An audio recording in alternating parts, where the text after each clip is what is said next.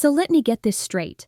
Donald Trump says he's on a crusade to clean up crime in Washington, D.C., right?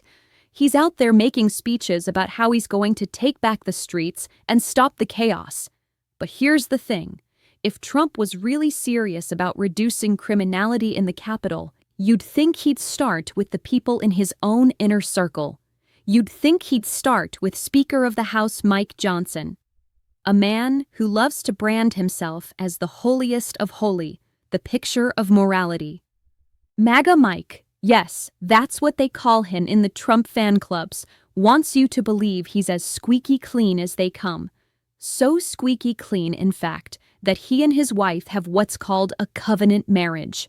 Now, if you don't know what that is, you really should do your homework. Because if MAGA Mike gets his way, all marriages in America might look like that one day. But that's a conversation for another time. Right now, the conversation is about accountability and why Republicans never seem to hold their own accountable. Because here's what we know. Mike Johnson has been slapped with formal complaints for allegedly using campaign funds to pay his personal rent. Yes, you heard that correctly. Watchdog groups filed 2 separate complaints with the Federal Election Commission and the Office of Congressional Conduct. They say Johnson made 5 payments of $2,500 each, $12,500 total, to cover his rent in D.C. That is a clear-cut violation of campaign finance law. And yet, where's the outrage? Where's the wall-to-wall media coverage? Go ahead and Google it. There's barely anything out there. It's like the internet's been scrubbed clean. Isn't that interesting? Isn't it amazing how quickly stories disappear when they involve powerful Republicans? Let me remind you who we're talking about here. Mike Johnson is second in line to the presidency. If something happens to Trump or J.D. Vance, this man could be sitting in the Oval Office. And we can't even trust him to pay his rent without dipping into campaign funds? That should terrify every single American taxpayer. Now let's go deeper. Johnson's last D.C. residence was a $3.7 million townhouse that doubled as a so-called ministry center, run by a Tennessee pastor who, by the way, was accused of failing to act on child abuse allegations. These are the same people who say they love children and want to protect families. Really?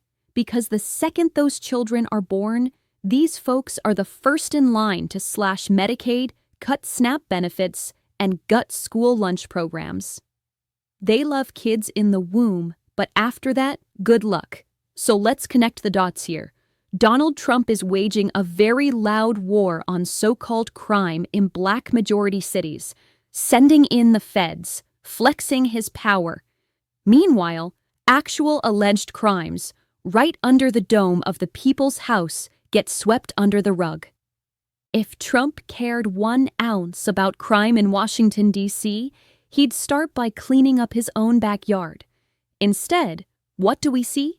Distraction after distraction. Because as long as we're talking about urban crime, we're not talking about the Epstein files Pam Bondi swore were coming and then magically weren't. And let me tell you something else. The mainstream media staying silent on this story should scare you. It means the system is broken. It means the press is either too lazy, too scared, or too compromised to dig into corruption at the highest levels of power. So here's my question. Why should Mike Johnson get a pass?